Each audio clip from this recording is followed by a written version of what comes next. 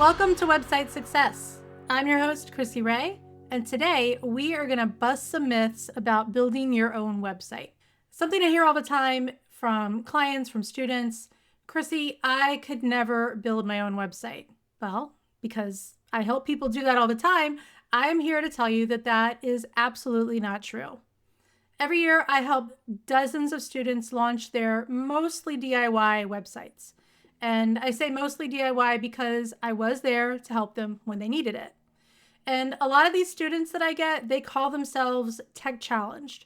But when I help them and they follow the clear processes that I give them, they use the right tools that I help them with, they can create beautiful websites that are going to bring them new customers. And today, I'm going to share the truth behind some of the common myths that I hear from these students and from my clients about building their own website. So let's start with the first myth, which is probably the biggest one that I hear, and that is that you need to be tech savvy to build a website. I hear this one all the time, and that's part of why I created my Build Your Website in One Day workshop, because people needed help. They maybe weren't tech savvy, but they just needed a little bit of guidance to get there. And part of why it works is because modern website builders like WordPress and Webflow and Squarespace and Wix, they're all designed for regular people. And you don't have to be super tech savvy to use most of them. You do have to be tech savvy to really extend them and make them do everything that you might want. But to just use them and build a website that looks really nice, you don't have to be tech savvy. A lot of the website builders now have drag and drop editors or something similar, which means you really just need to drag or point and click and things are going to go where you want them to go. And then you can easily edit them and there's no coding that's required. So all you really need to focus on is your content and your design choices, and the platform is going to take care of all of the tech. Now, with all of that in mind, if you are not tech savvy, I do recommend getting advice from a pro about which direction you should take to get started. And that's part of why I created my Build Your Website in One Day course, because I'm here to help teach my students and my clients what they need to know. In some cases, if you're really not tech savvy and you need to do some more advanced stuff for your website, you might need to get someone that is tech savvy to do some of the work. It really is just going to depend on what you're trying to do. So I do recommend reaching out to someone that is tech savvy and get a little bit of advice on which direction to go. The second myth that I want to bust is that it's going to take months to build a website. And that is just not true for most small business websites. There are some websites that can take months to build, and I've actually worked on a couple of websites that took close to a year to build. But those were really big e-commerce websites that had complex interactions or integrations with other systems. And most small business websites don't need all of that. A basic website for a small business is probably going to take a few weeks to maybe a few months. And it's going to take less time if you plan it properly. I already mentioned my Build Your Website in One Day workshop. And the reason that we're able to build a website in one day, and we actually are able to build a website in one day, is because my students that take that have already planned everything out that they need before they start building the website. They already know everything that they're going to add to the website, all of the stuff that they need for it. They've already got their branding ready to go, and they can just dive right in and start building the website. So again, you do need a plan. You need to prepare for it. You can kind of think of this as like if you were making a really complex meal. If you have all of your ingredients measured and ready to go, the actual cooking is going to go quickly and smoothly. But if you have to run back and forth to the store, you've got to go get your ingredients, it's probably going to take forever. Website building is very much like that. You need to do the planning and the prep before you actually start building. Now, let's tackle myth number 3, which is that DIY websites look unprofessional. And this may have been true 10 or more years ago, but it's really not true anymore. A lot of website builders offer professionally designed templates that you can customize to match your brand. And these templates were created by expert designers, and they understand user experience, mobile responsiveness, and modern web design standards. So if you trust those designers and customize the templates without trying to go totally overboard, you can make something that looks really professional. One of my students from my Build Your Website in One Day course told me that a colleague recently asked her for a referral for her web designer. The colleague loved my student's website and wanted to hire the person who did it to make one for her. And they were completely shocked when she told them that she built it herself using a template and my help. The secret was that she took the time to plan her content, she chose her brand colors and fonts, and she got some professional looking photos before she started building. Plus, she took my advice and didn't try to go totally overboard with throwing everything she could on her website, which would have made it look cluttered and unprofessional.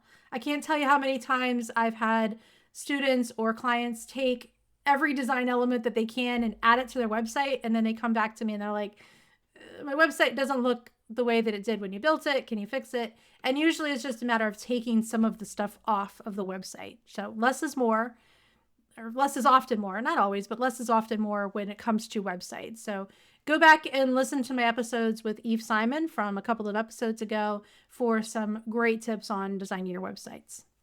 And that brings us to myth number 4, which is that it's too expensive to build a website. And you may already know this, it's not a myth to everybody, but DIY is usually the most budget-friendly option. Hiring a web designer might cost thousands of dollars, and sometimes that's the right choice, but building your own website is probably going to cost less than $1,000 for the first year, and then probably even less afterward, unless you do a redesign. And that usually covers your domain name, the hosting, a good template, etc. There might be some additional costs if you need specific features or premium add-ons for things like e-commerce, courses, memberships, and stuff like that.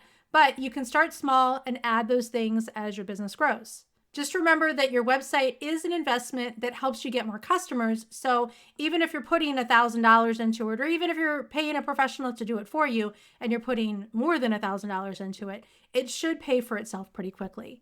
And I do want to mention here that while a DIY website is probably going to cost less money, it's going to cost more time. So you really need to think about where that balance is and whether it's going to be more cost effective for you to hire somebody to do it or if you're going to do it yourself. Now, does busting all of these myths mean that building your own website is completely without challenges? No, absolutely not.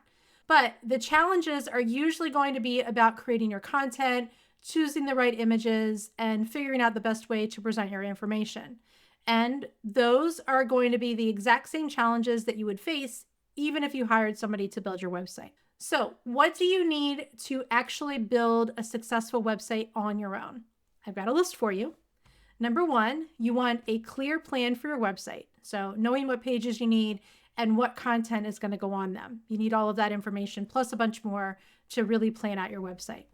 Number 2, you need your brand basics. So you need a set of colors, you need your fonts, you need a logo, and even a simple logo is totally fine to get started.